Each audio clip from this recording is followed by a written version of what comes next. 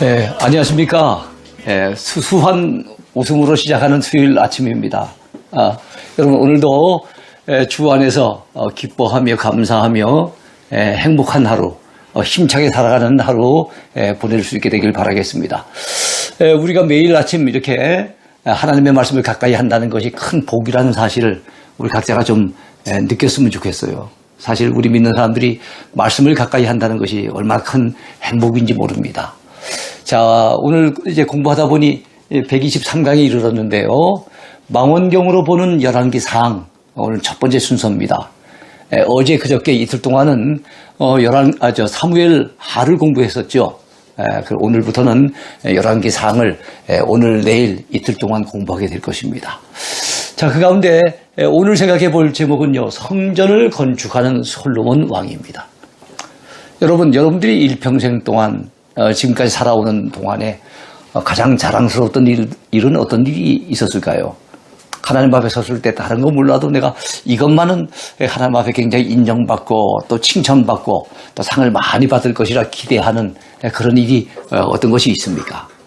적어도 솔로몬 왕에게는 자기 인생에 있어서 하나님 앞에 가장 평가를 받을 만한 부분, 또 성경을 읽는 오늘 우리들에 의해서도 가장 그래도 인정을 받고 평가를 받는 부분이 있는데 그것이 바로 성전을 건축한 일입니다. 그러니까 인류 역사상 최초로 여호와 하나님을 위해서 성전을 건축했던 인물, 그 사람이 솔로몬 왕입니다. 그러니까 솔로몬 왕의 아마 업적 가운데 제일 먼저 꼽을 수 있는 그런 업적이라 보시면 되겠죠. 자, 열왕기상 들어가기입니다. 서론 부분을 보겠습니다. 먼저 명칭을 살펴볼게요. 열왕기의 히브리어 명칭 물라킴은 왕들이라고 하는 뜻입니다. 열왕 할 때 이 열왕은 모든 왕이라는 의미거든요.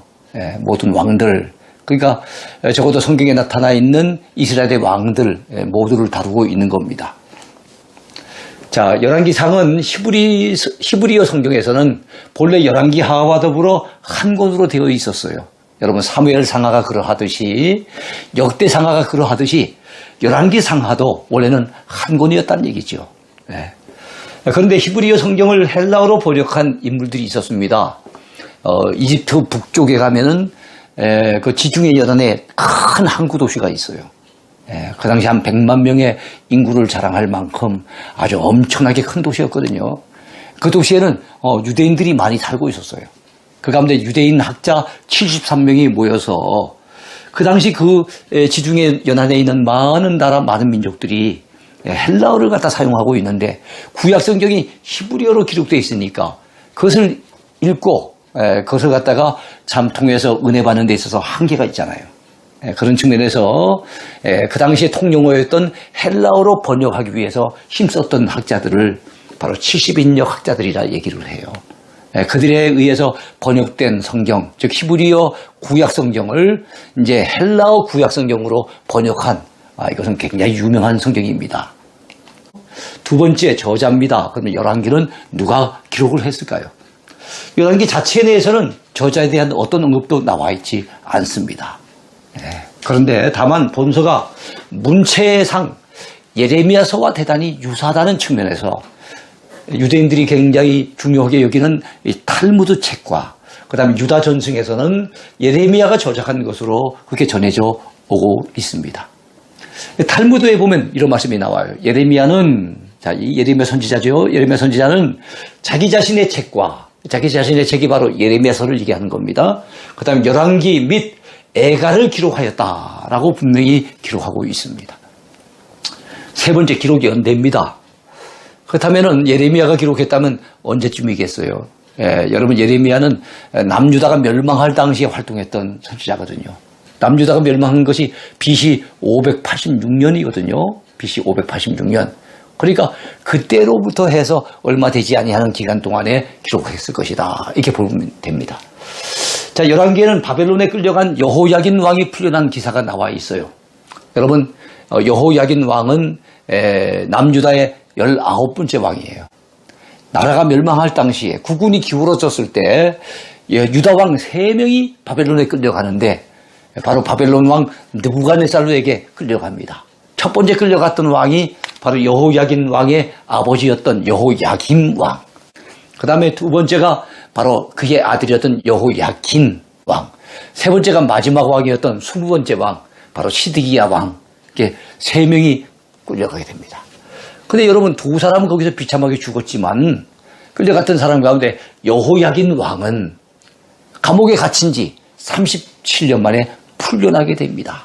근데 그것이 열왕기에 기록된 걸 보면은, 나라가 망하고 난 다음에 바로 기록했다기보다는 기록의 시작은 어떻게 될지 모르겠지만 적어도 기록이 맞춰졌을 때는 여호야긴 왕이 풀려나고 난 이후에까지 시간이 거슬러 올라간다, 이렇게 보시면 될 것 같아요. 자, 그런 것으로 보아서 열왕기의 기록 연대는 남유다가 멸망한 후 바벨론 포로 시기인 BC 560년에서 BC 550년 그 사이 어간에 기록한 것이라고 그렇게 추정이 됩니다. 바벨론 왕 에빌모로닥의 이름이 언급되는 것으로 봐서 이때는 아직까지 바벨론이 멸망하기 전이었다는 것도 알게 돼요. 여러분, 바벨론이 멸망한 시기는 BC 539년이거든요. 남유다를 멸망시킨 그들도 남유다를 포로 끌고 간 지 불과 50여 년 만에 그 이웃 나라인 바사, 이 페르시아에 의해서 패망을 당하게 되었다는 사실입니다. 자, 네 번째 역사적인 배경이죠. 자, 이 열왕기를 어떤 역사적인 배경 속에서 기록했을까요? 고대 세계에서 최강국의 지위에 있었던 나라가 있었는데 아주 오랫동안 최강국의 지위에 있었던 나라는 애굽입니다. 바로 이집트죠.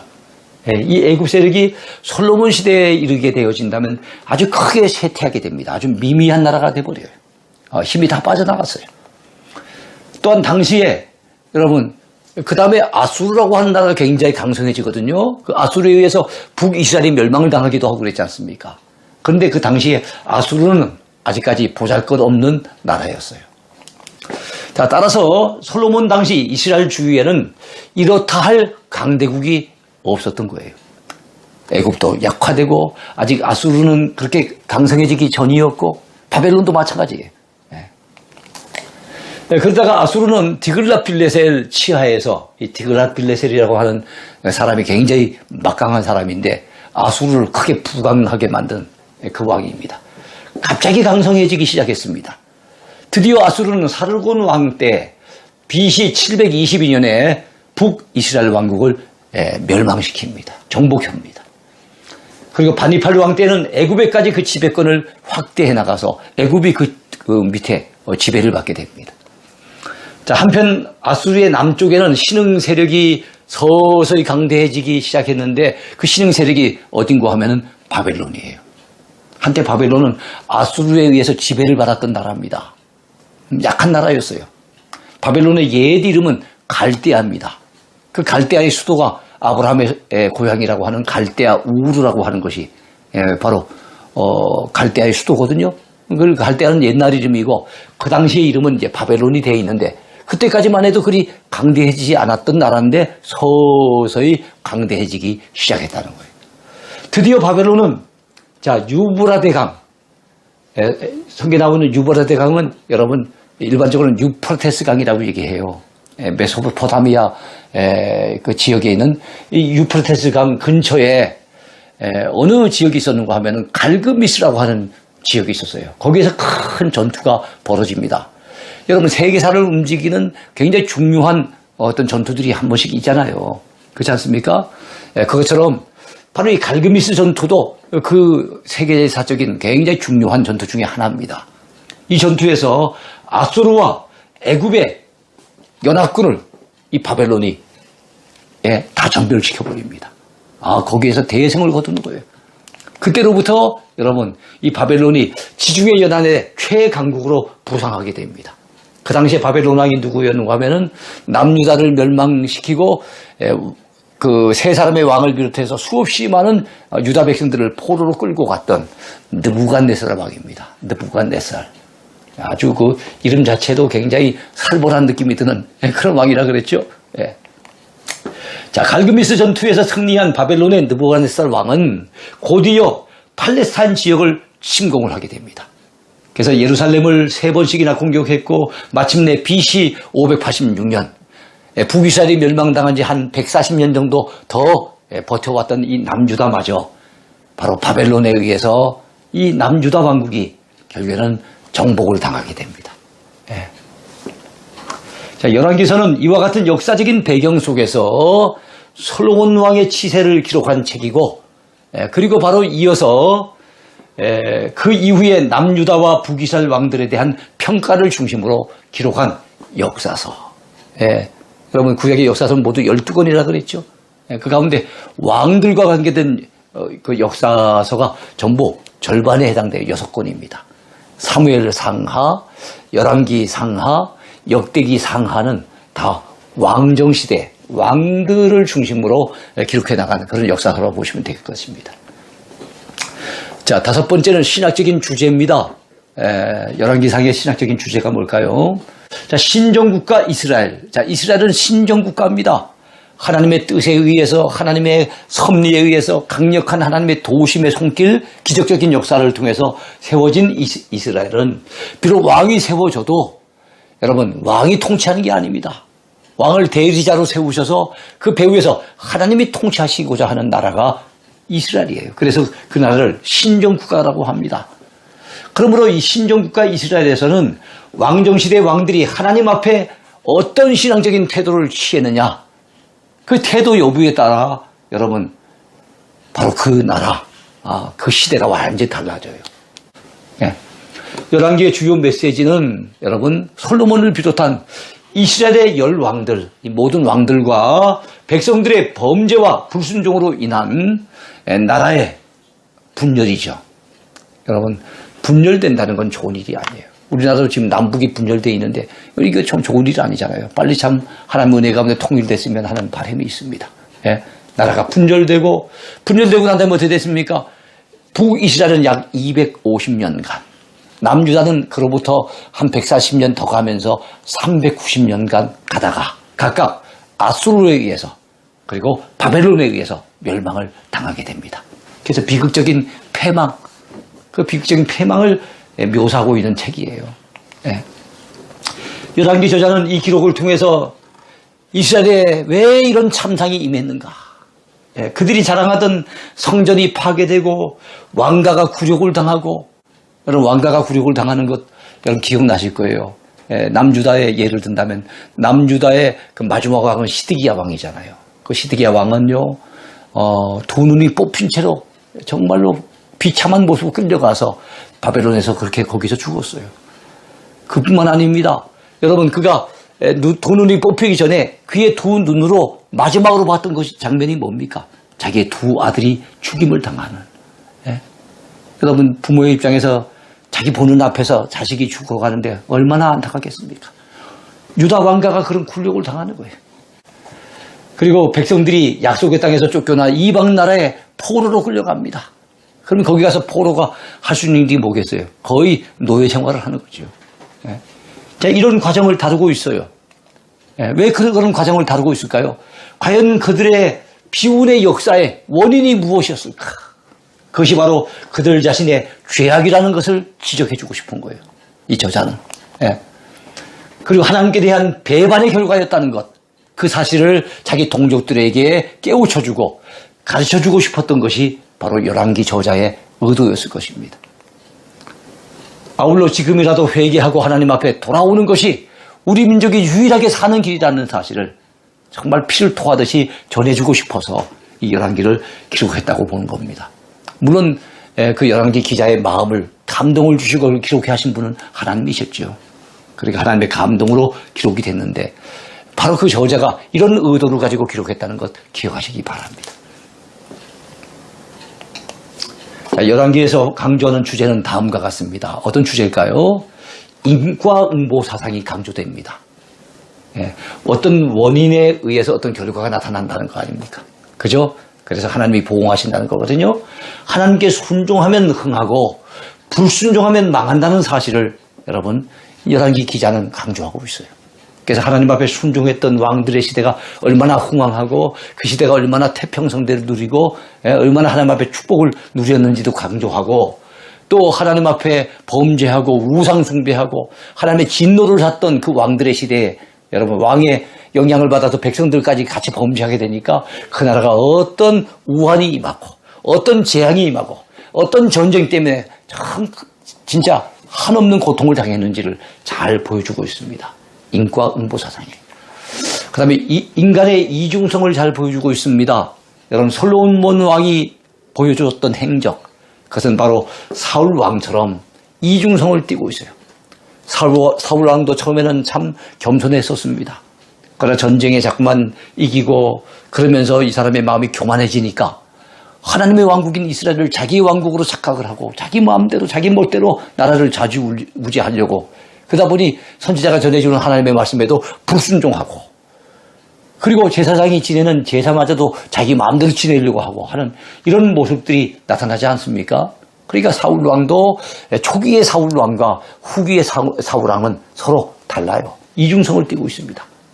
마찬가지로 이 솔로몬 왕도 하나님 앞에 참 나중에 초심을 잃어버린 것이 문제인데, 처음에는 하나님의 은혜 없이는 이 나라를 다스릴 수 없을 줄로 알고 하나님 앞에 지혜를 구했던 솔로몬 왕, 그리고 하나님이 전무후무한 지혜를 부어주셔서 그 지혜를 가지고 나라를 잘 다스려 나가던, 그래서 하나님의 축복을 많이 받았던 이 솔로몬 왕인데, 나중에는 여러분 태평성대를 누리게 되니까 마음이 교만해지고, 그리고 나라의 평화를 위해 가지고 이웃 나라들과 더불어서 결혼 동맹을 맺어가지고 이웃 나라의 공주들을 자기 왕비 삼아서 데려오고, 이런 과정에서 안 좋은 악영향을 받아가지고 우상 숭배 범죄에 빠지게 되고, 그래서 여러분 솔로몬 왕의 그 후일에 그가 나타내 보여줬던 그 행태는 참 실망스러운 부분이 너무 많은 거예요. 지혜로운 왕이 아니라 지극히 어리석은 왕의 모습을 보여주고 있는 겁니다. 이런 인간의 이중성을 보여주는 책이라고 볼 수 있습니다. 또 여호와 유일신관, 여러분 엘리야와 엘리사 선지자, 자 스승과 제자입니다. 이름도 비슷해요. 엘리야와 엘리사 선지자의 사역은 여호와 유일신관, 이 땅에 참 하나님은 여호와 하나님 한 분밖에 없다 하는 사실을 그들이 참으로 믿음을 통해서 영웅적인 그리고 기적적인 어떤 사역을 통해서 이 정말 살아계신 하나님은 여호와 하나님밖에 없다는 것을 보여주고 있습니다. 그래서 여호와 유일신관 사상을 잘 나타내 보여주는 책입니다. 사지의 은총입니다.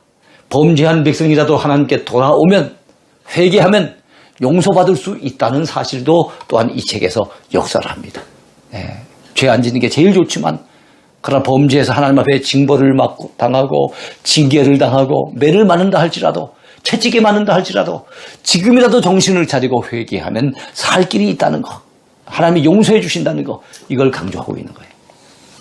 자, 6번째 구조 분석이에요. 자, 열왕기는 어떤 구조로 되어 있을까요?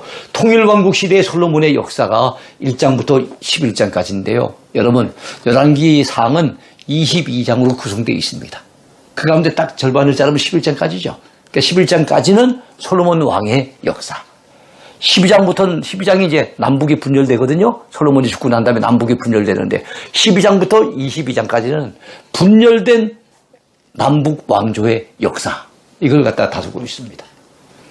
자, 그러면 전반부, 솔로몬 왕의 역사 속에서는 그 11장까지의 내용 가운데는 어떤 중심 주제가 있겠습니까? 솔로몬의 등극과 지혜로운 통치.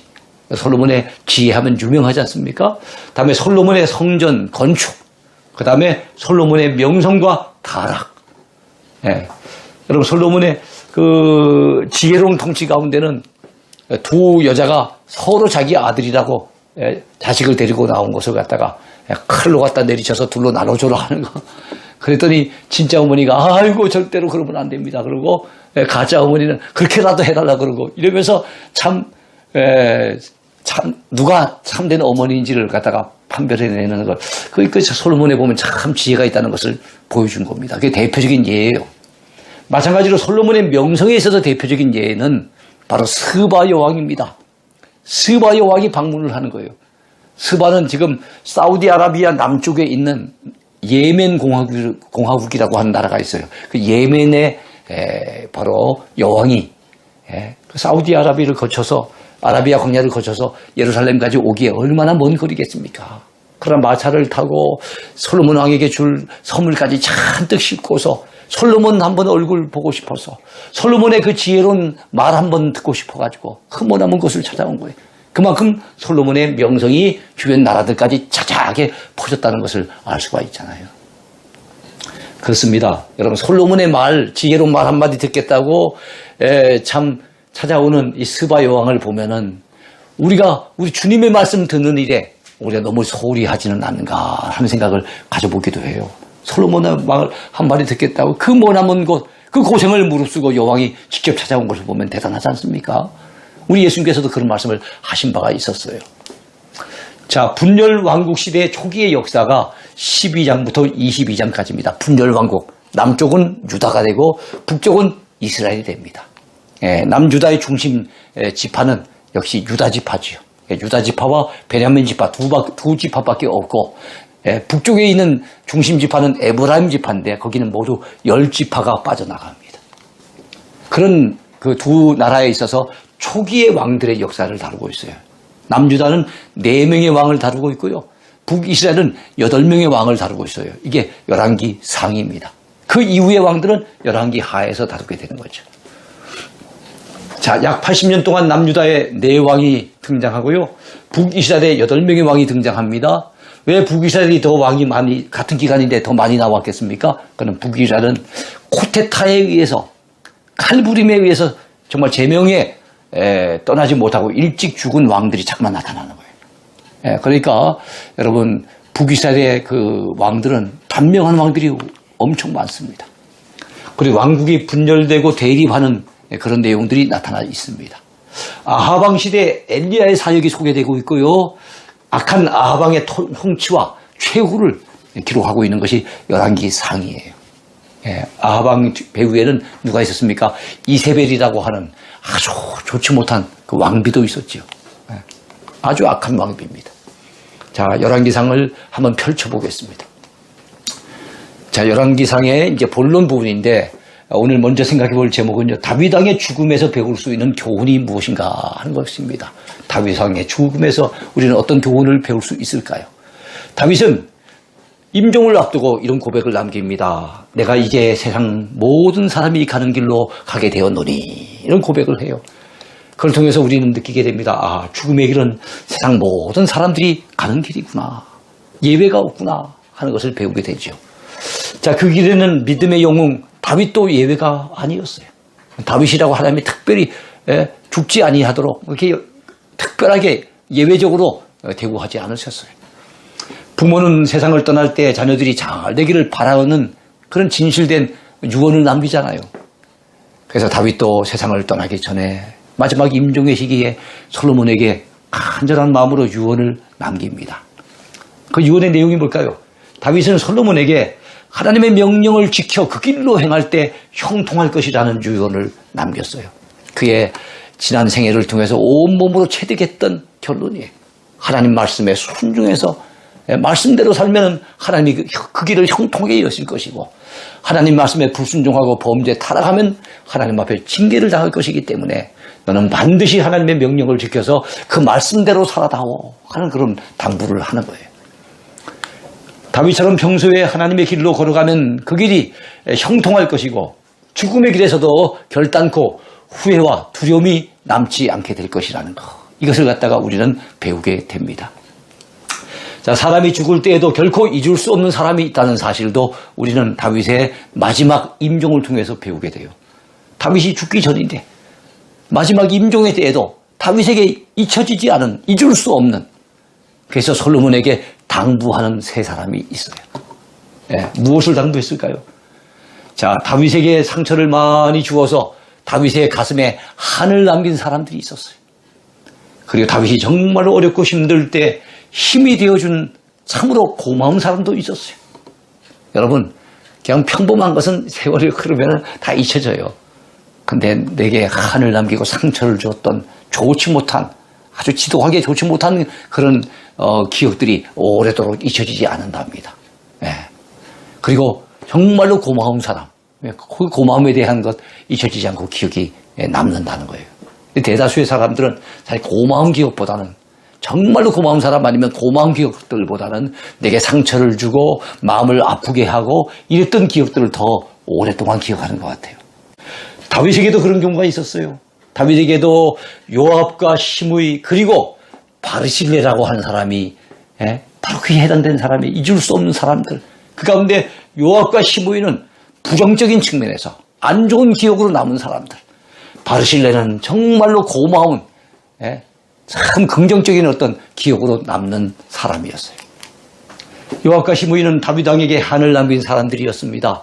바르실레는 다윗 왕이 가장 어려울 때인 여러분 다윗 왕이 가장 어려울 때가 언제입니까? 자기 아들이 쿠데타를 일으켰던 압살롬의 반역의 때입니다. 그때 기꺼이 도와준 사람이 바르실레예요. 그 누군가가 이 세상을 떠나갈 때 우리는 그에게 어떤 사람으로 기억이 될까요? 어떤 사람은 우리 자신에 대해서 전혀 기억도 못하는 경우가 많을 거예요. 대다수의 경우는. 그러나 여러분 혹시 기억하게 된다면 우리는 바르실레와 같이 좋은 기억으로 남는 사람이 돼야 되지. 요압과 시므이와 같이 나쁜 기억으로 남는 그런 존재가 돼서는 곤란하겠지요. 두 번째 제목입니다. 솔로몬의 성전 건축 후 봉헌 기도의 핵심이 무엇일까요? 이것이 오늘 마지막 생각해 볼 주제입니다. 솔로몬이 성전 건축을 했어요. 그리고 하나님 앞에 봉헌 기도를 올려드립니다. 그 핵심이 어떤 내용일까요? 자, 솔로몬 왕은 이 성전을 향하여 주의 눈이 주야로 보시오며 그리고 내 기도를 들으시옵소서라고 기도합니다. 하나님, 이 성전에서 사람들이 와서 기도할 때 주의 눈이 주야로 봐주세요. 그리고 그들이 기도할 때 들어주세요. 이런 기도를 올려드립니다. 주의 종과 주의 백성 이스라엘이 이곳을 향해 기도할 때 주께서 계신 곳 하늘에서 들으시고 들으시사 사하여 주옵소서. 이런 기도를 올려드렸습니다. 또한 의로운 자를 의롭다 하사 그의 의로운 바대로 갚으시옵소서. 32절에는 또 그렇게 기도합니다. 주의 백성 이스라엘의 죄를 사하시고 그들의 조상들에게 주신 땅으로 돌아오게 하옵소서.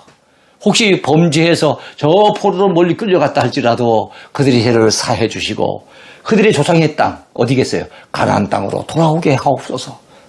그런 기도를 했어요.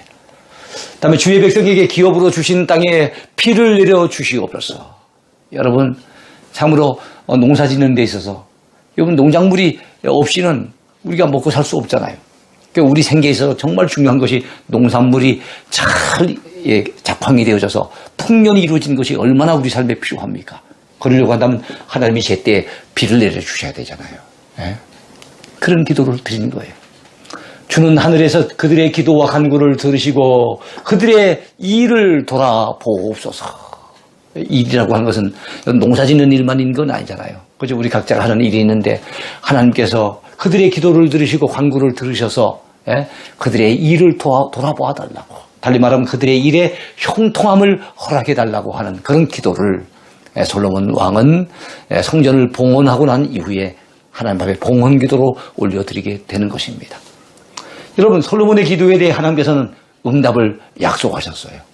그리고 다윗이 행함같이 내 마음을 온전히 하고 바르게 하여 하나님 앞에 행하라고 그리고 하나님의 법도와 율례를 지키라고 솔로몬 왕에게 명하셨습니다. 여호와께서 그에게 이르시되 내 기도와 내가 내 앞에서 간구한 바를 내가 들었은즉 나는 내가 건축한 이 성전을 거룩하게 구별하여 내 이름을 영원히 그곳에 두며 내 눈길과 내 마음이 항상 거기에 있으리니 그랬습니다. 그래요. 하나님의 성전, 하나님의 눈길이 항상 거기에 있는 그곳입니다. 하나님의 성전, 하나님의 마음이 항상 거기에 있는 그곳입니다. 그래서 여러분 우리가 하나님의 교회에 오늘날 올라와서 참 하나님 앞에 참 안타까움으로 호소하며 때로는 눈물로 기도하며 하나님 앞에 간구할 때 우리 하나님은 항상 우리를 내려다보시고 하나님의 눈길이 바로 그곳에 머물고 계시고 하나님의 마음이 항상 거기에 있다는 거 우리가 잊어버리면 안 됩니다. 그런 사실을 우리가 믿고 깨닫게 될 때 우리 자연스럽게 기도하는 삶으로 우리의 삶이 바뀌어지게 되는 거지요. 우리 하나님은 이 성전은 만민이 기도하는 집이라고 말씀하신 분이에요. 여러분 이사야 56장 7절에 보면 그런 말씀이 나와요. 예수님이 이 땅에 오셨을 때도 이 말씀을 인용하셔서 내 성전은 내 집은 만민이 기도하는 집이라 일컬음을 받을 것이오늘 너희들이 강도의 소굴로 만들어도다. 주님은 안타까워하신 적이 있었죠. 네. 자, 이 성전에서 기도하는 사람의 기도를 들으시고 또한 그들의 눈물을 보시는 분이 우리 하나님이십니다. 여러분 믿으시죠? 예. 그러므로 하나님의 사람들은 하나님께서 이 성전을 향하여 항상 눈길을 보내시며 보고 계신다는 사실을 믿고서 이 성전에 나와 하늘의 하나님 앞에 여러분 기도해야 할 줄로 믿습니다. 예. 그래요. 오늘 솔로몬의 성전 그리고 그 성전을 다 하나님 앞에 올려드리며 봉헌할 때 하나님 앞에 올려드린 그 기도의 내용까지 살펴보았어요. 솔로몬의 후반기는 참 그게 부끄러운 일이었습니다. 예, 그러나 솔로몬의 적어도 전반기에 그가 가장 내세울 만한 치적이 있었고 성경에서도 평가를 받는 최고의 업적이 있었는데 그것이 바로 성전을 건축하는 일이었습니다. 여러분의 삶 속에서는 하나님 앞에 정말로 인정받고 칭찬받을 만한 최고로 자랑스러운 일은 어떤 일이 있습니까? 앞으로 그런 일들을 여러분 삶 속에 많이 있게 되길 바라겠습니다. 오늘 강의 여기까지입니다. 감사합니다.